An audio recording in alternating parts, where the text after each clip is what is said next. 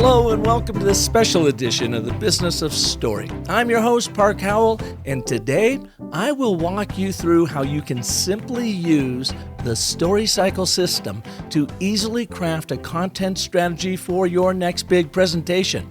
And all you have to do is answer a few simple questions about your audience, what they want relative to your offering, and why it's important to them. Then you want to answer, but why don't they have it? And therefore, how are you uniquely equipped to help them get it? And when you do that, you will excite your audience to action because you have taken them on a transformative story journey. All that and more on today's episode of The Business of Story.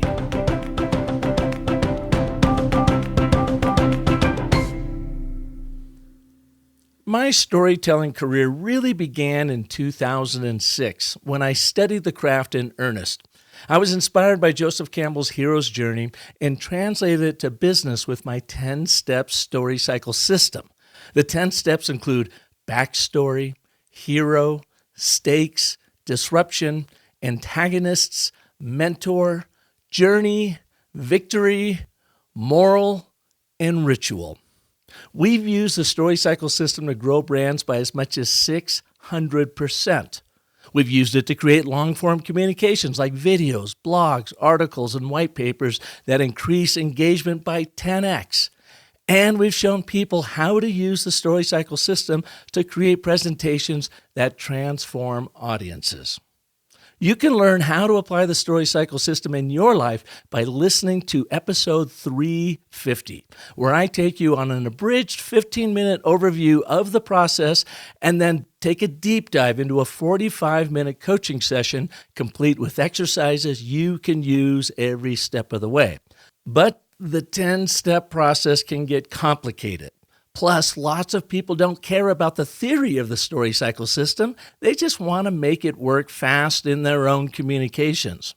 So I developed a quick one-page question and answer worksheet that you can use to develop your long-form content and presentations and benefit from the story cycle structure without having to know the theory. You're not a screenwriter, you are a sales and marketing professional, and maybe you just don't have time and or interest in the theory. No worries, because these questions are going to get your program, your long-form communications, your presentation in the story cycle form. Now, the best way to demonstrate it to you is to show you how I used it to develop my TEDx Gilbert talk from 5 years ago.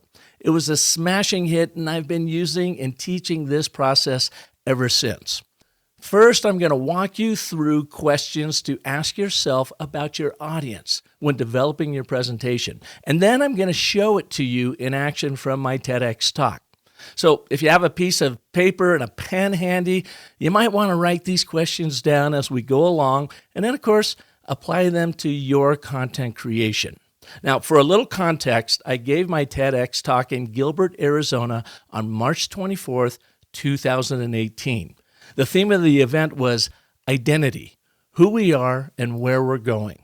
We were asked to speak to an audience of young professionals about the impact social media is having on how they see themselves, the pitfalls and the opportunities for their growth, and how to really find their story.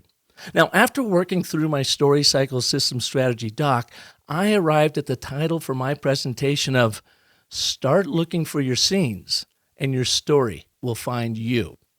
I arrived at this concept by first considering the most important aspect of the presentation, my audience, and what's in it for them.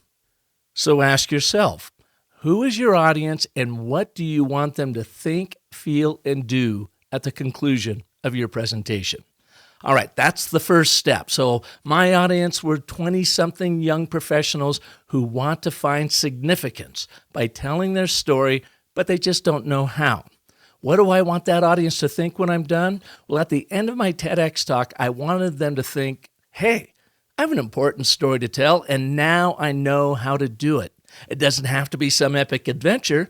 I just need to capture and share the moments that have shaped who I am today. That's what I wanted them to think.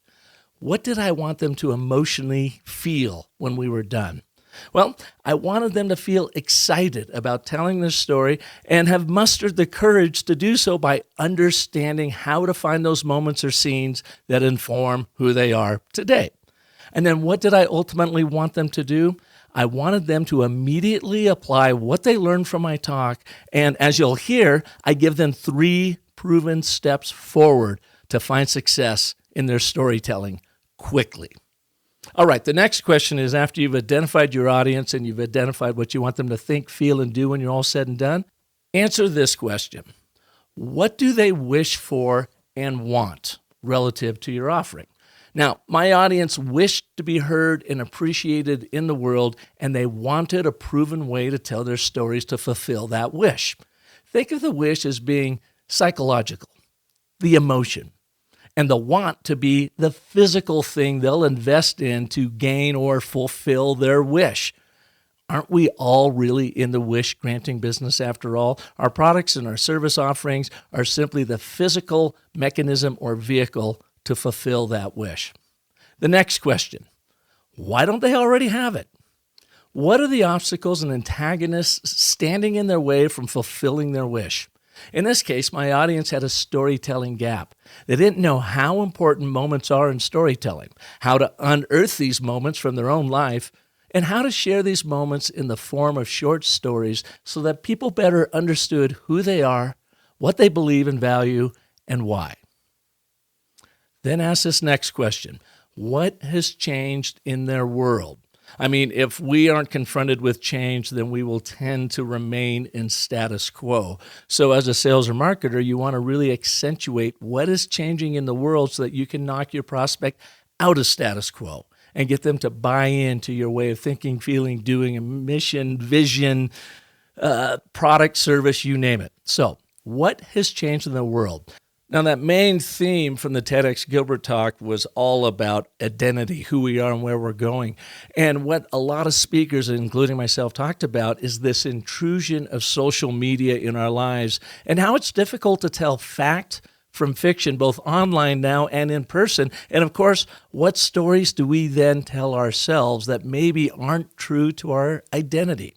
So the question I posed was, how can you tell your authentic story in a world of fabricated tales and sensationalized storytelling?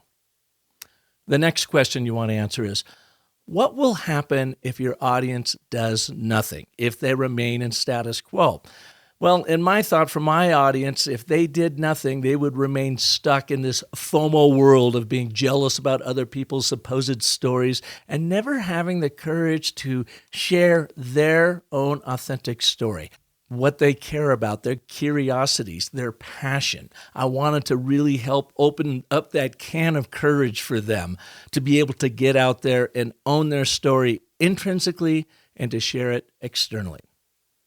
Then ask the question, what will happen if they actually do something?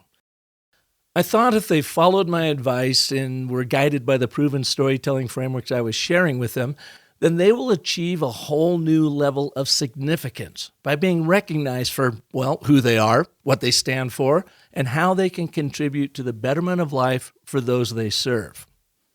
The next question. How are you uniquely equipped to help them get what they wish for and want? Now, this is really interesting. We are 2/3 of the way through the questions on this story cycle system worksheet, and this is the very first time we've thought about ourselves, about our brand, about our product or service offering. And the reason why that is your audience is the hero of this presentation. You play the more important role of mentor or guide. And that's in the answering of this question. How are you uniquely equipped to help them get what they wish for and want?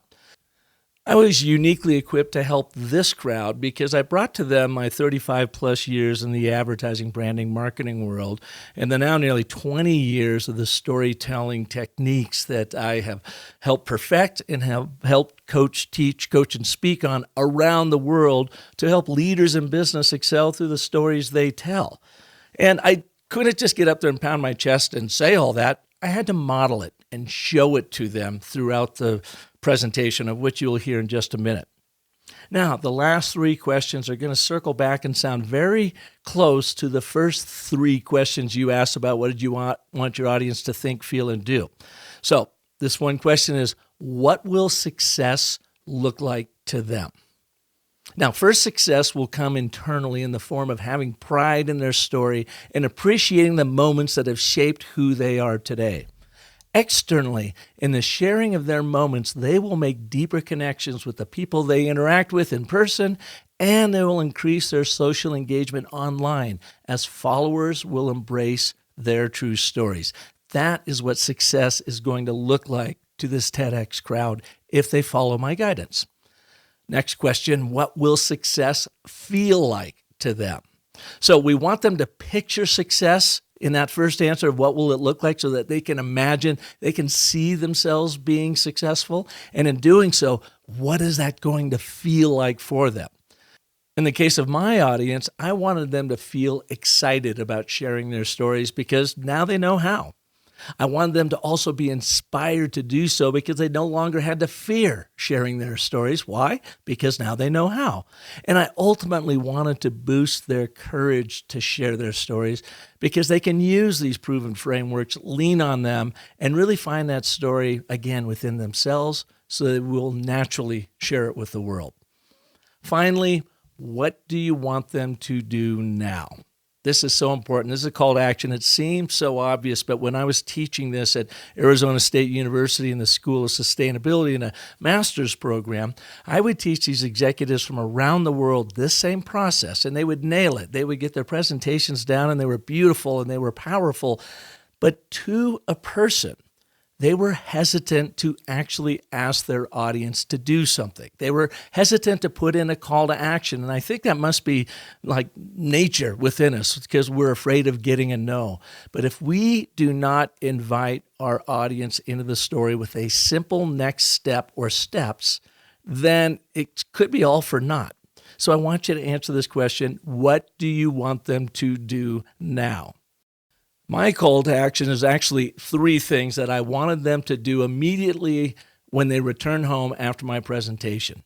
This way, they will become part of my story and invested in theirs. And when they wake up the next morning, they can look at their work and go, wow, I'm actually gaining on this stuff, so that they see their story moving forward, propelling forward. All right, so let's recap these steps real quick. Who specifically is your audience, and what do you want them to think, feel, and do when you are finished with your presentation? What do they emotionally wish for, and what physically will they buy into in order to fulfill their wish? Again, this wish for and want is all in relation to your offering.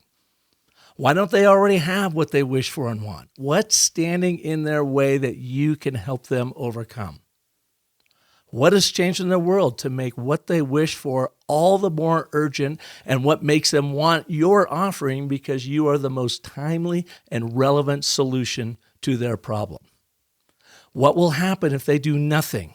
And what will happen if they do something? Are you playing to their negativity bias or leveraging their optimism? Maybe you're playing to both. Finally, you get to talk about you. How are you uniquely equipped to help them get what they wish for and want? Then you want to paint that picture. What will success look like? Get them to absolutely imagine it so that they can then feel it. What does success feel like? And in order for all this to come together, what do you want them to do? What is your explicit call to action? And it doesn't have to be some big, gigantic step. It's typically some small step in the right direction to success. So what is that? Okay, you ready to put all of this to the test? Here's my TEDx talk titled, Start Looking for Your Scenes and Your Story Will Find You, and see if you can hear how my content was guided by the answers to these questions. And by the way, it perfectly follows the story cycle system without you having to understand the theory behind each one of the steps and why they work. Here we go.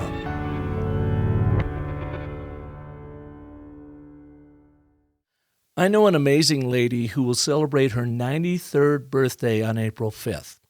When she was just 4 years old, Pat was sitting in a strange and cold waiting room in a hospital in Wenatchee, Washington. She was eager for the arrival of her new baby sister, Diane, but the surroundings kind of creeped her out. Then out of nowhere, this nurse shows up, dressed in her nurse whites, like a guardian angel. She chatted with the little girl to set her at ease and then reached into her pocket, pulled out an orange, and gave it to her. Pat never forgot the kindness of that complete stranger. In fact, because of it, she became a nurse after World War II. She got married at 29, had 7 kids in 9 years, and if you ever wondered if God had a sense of humor, he put her in charge of starting the sex ed program at her children's school, St. Brendan's in Bothell, Washington. After her brood had grown, she volunteered for nearly 3 decades at Overlake Hospital in Bellevue until her mid-80s.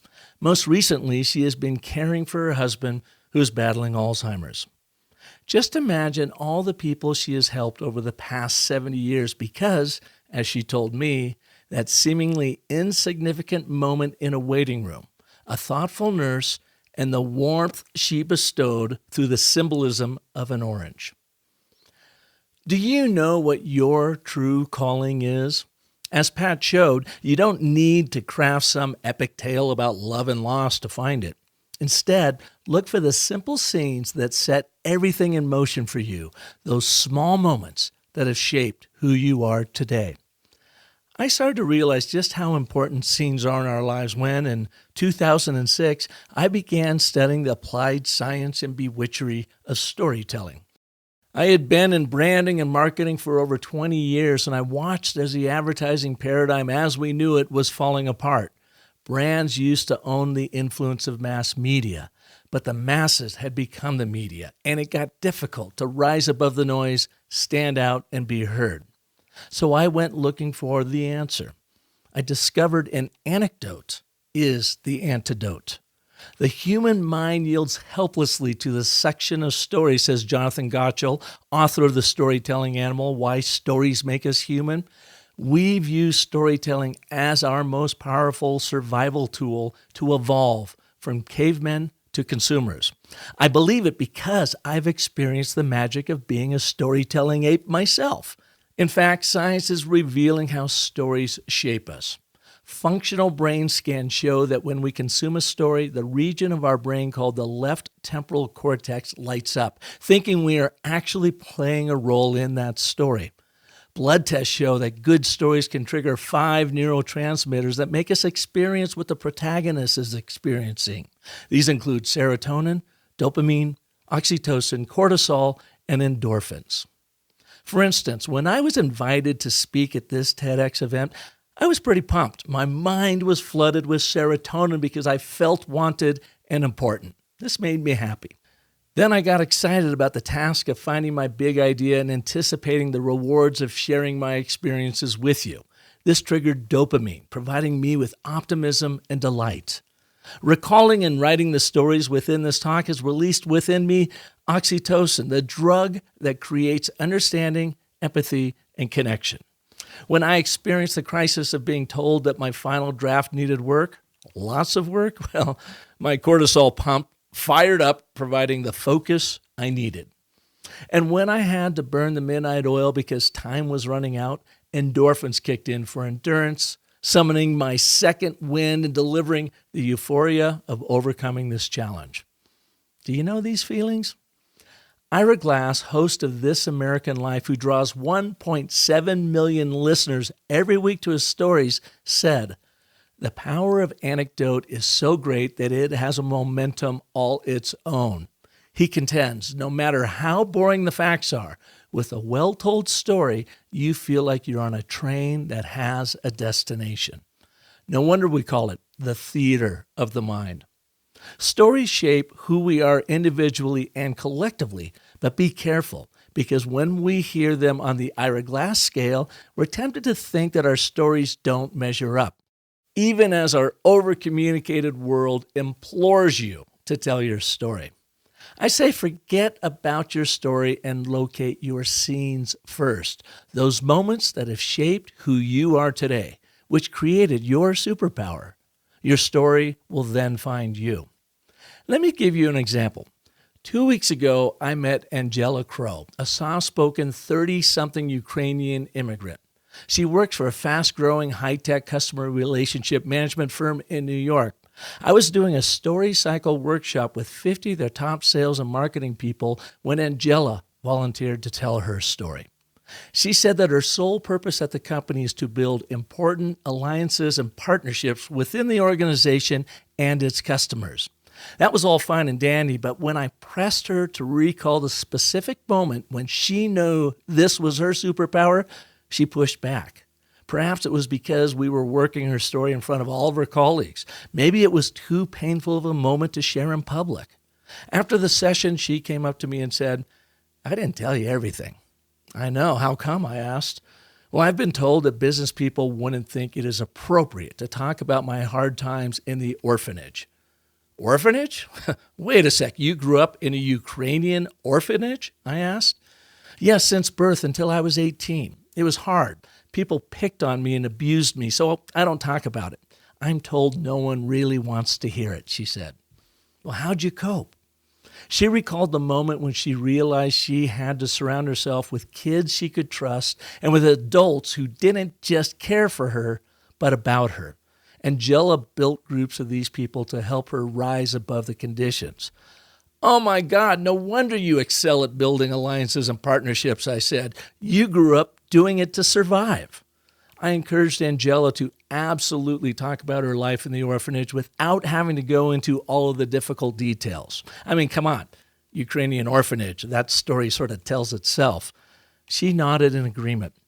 I learned that Angela moved to the States when she was 18, earned 2 degrees from the University of Georgia, and then a master's in international business from Georgia State, and has had a successful career in technology.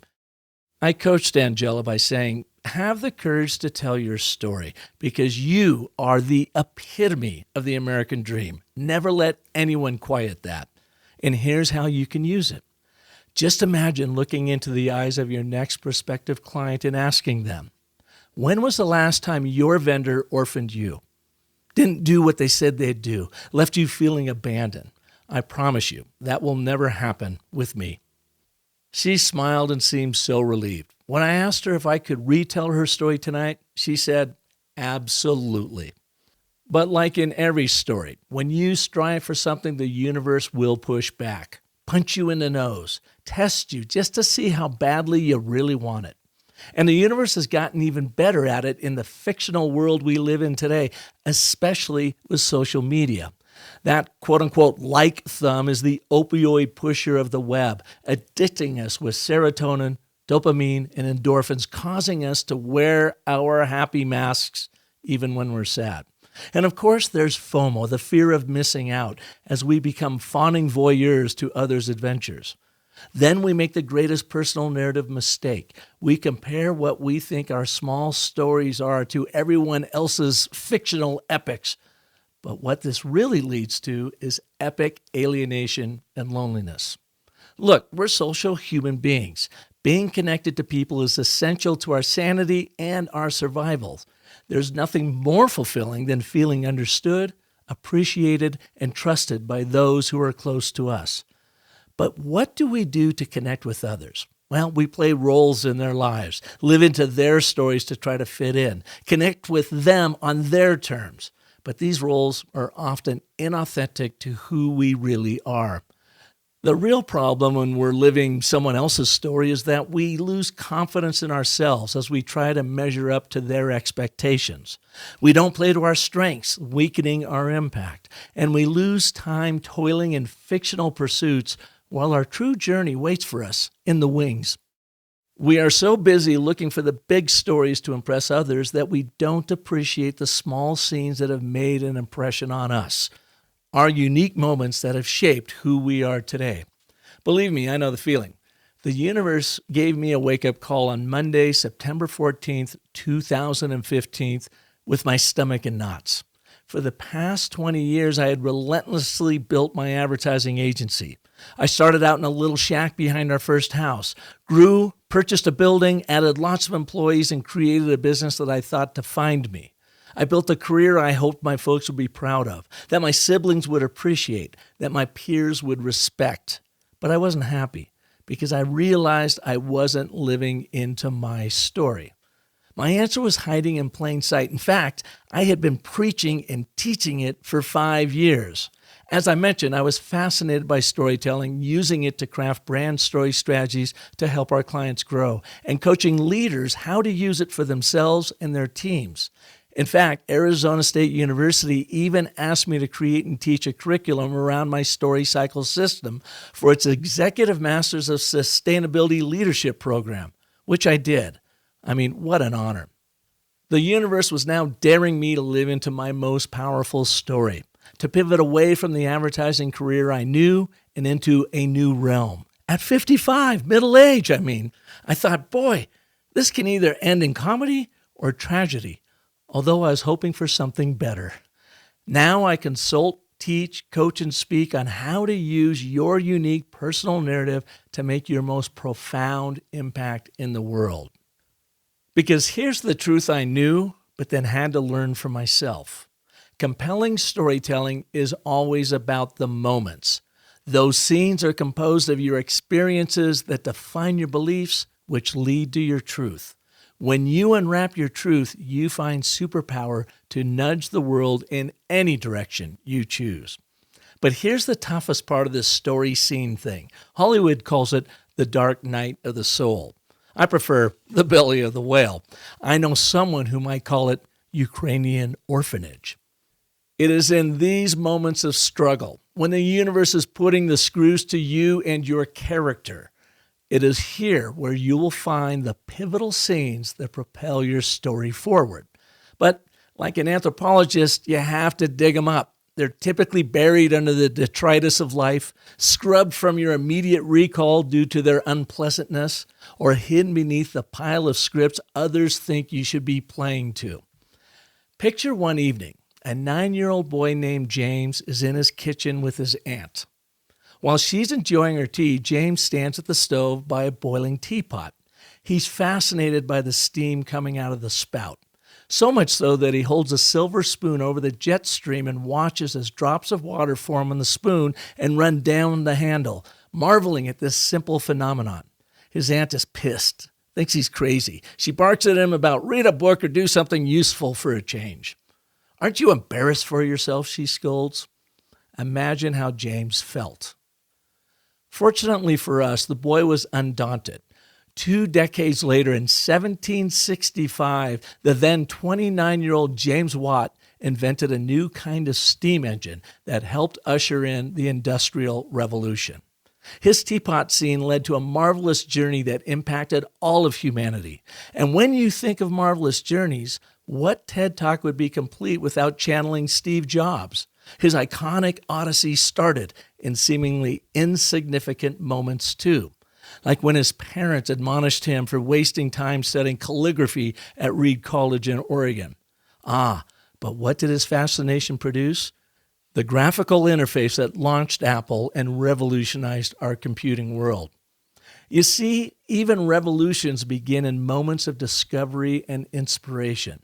So stop looking for your stories and start finding your scenes. When you own your unique moments, wonderful things happen. You will clarify your fundamental origin story that will help people understand who you are and where you are going. You'll amplify your impact with your personal narrative by enabling others to experience what you experienced, connecting your shared beliefs and values with theirs. And living into your authentic story simplifies your life by you just being you. So how do you find your scenes and live into your most powerful story?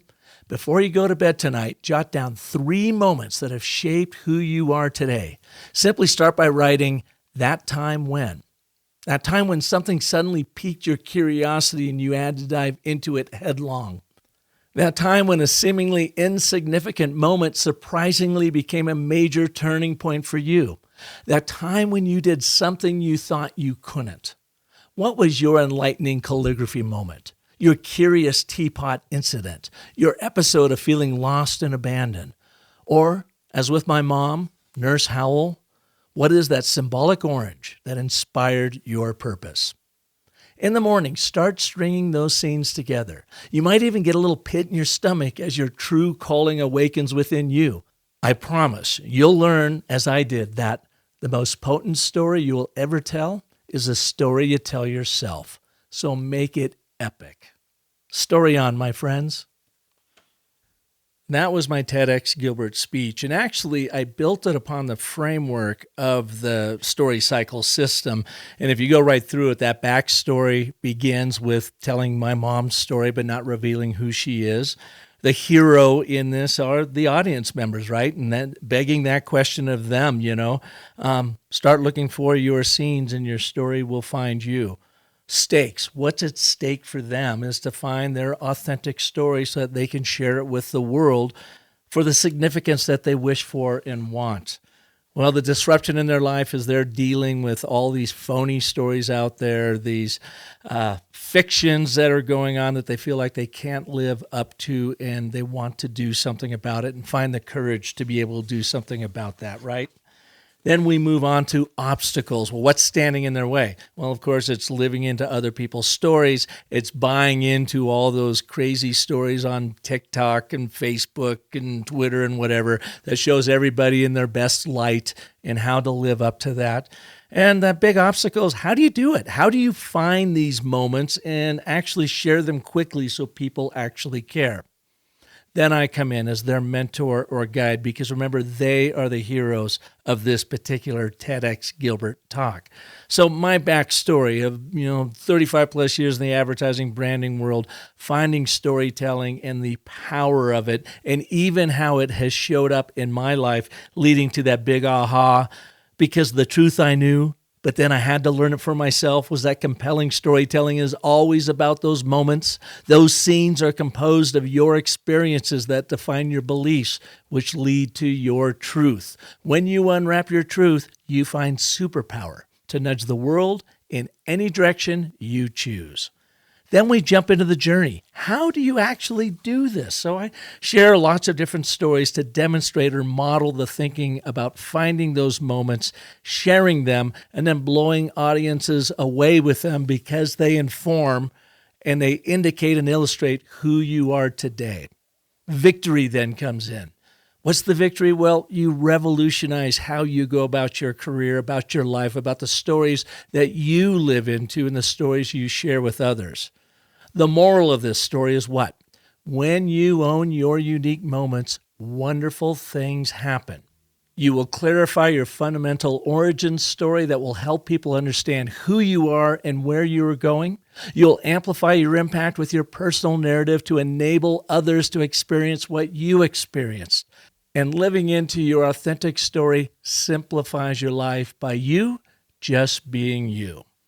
Then finally, the ritual comes in, the 10th step of the story cycle system, and that is to get them to do something, to ritualize this behavior in their life. Start looking for those moments, What was your enlightening calligraphy moment, your curious teapot incident, your episode of feeling lost and abandoned?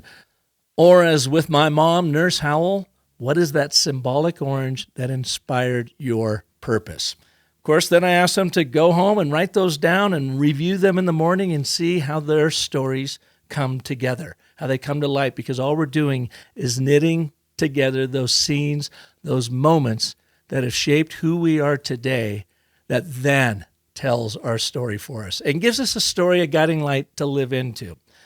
If you want that deeper dive into the story cycle system, then by all means go and listen to episode 350.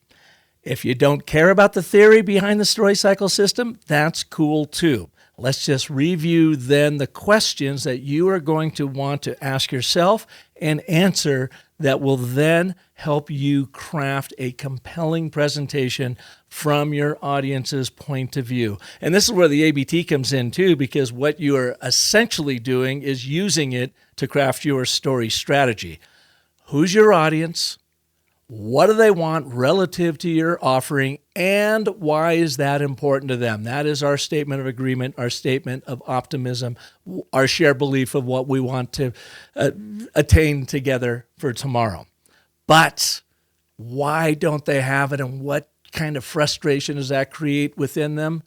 Therefore, Have them picture what a better tomorrow is going to look like if they just follow your direction. It's a perfect ABT, even in this large 10-step story cycle system. So let's go back and look at the questions again. Name your audience. What do you want them to think, feel, and do when you are all done with your presentation? What do they wish for and want relative to your offering? Why don't they already have it? What's standing in the way? What are the obstacles and gaps that you're going to help them overcome? What has changed in their world that you're going to want to highlight to help knock them out of status quo? What will happen if they do nothing? If you're playing to their negativity bias, you want to build a little FOMO into them, really show them what they will lose by doing nothing. And then what will happen if they actually do something? Play to that optimistic side of them, that side of growth, that side of abundance. Sometimes you got to play to both. How are you uniquely equipped to help them get what they wish for and want? And when they do have it, what will success look like to them? What will success feel like to them?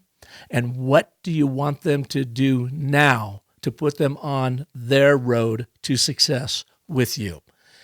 Just answer those questions and then fill out your presentation, write your long-form content, your video, your article, your blog post, whatever it may be in that content order. And guess what?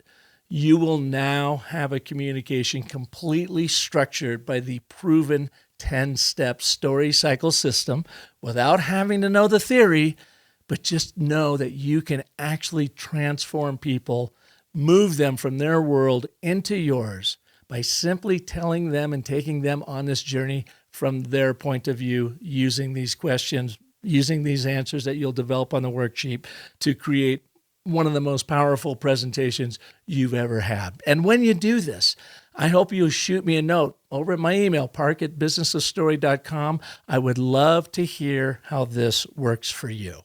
A funny thing happened after I gave this talk.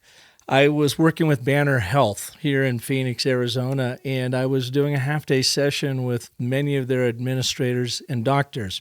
And as I was driving over to their headquarters, I was thinking, what would be the connection story that I should begin with so that my audience and I, can connect, share beliefs and values, right? And I thought of my mom's story with the orange. I go, what a better, there's no better story than that to connect with these folks. So when I got there, they were ramping up another session. I was kind of getting my game face on. And when I walked up to the podium, I looked over and there's a bag of oranges sitting there. I mean, never in all of my speaking career, throughout the international destinations I've been over the past decade, have I ever had a bag of oranges sitting next to the podium when I'm about ready to launch into a story about an orange in healthcare.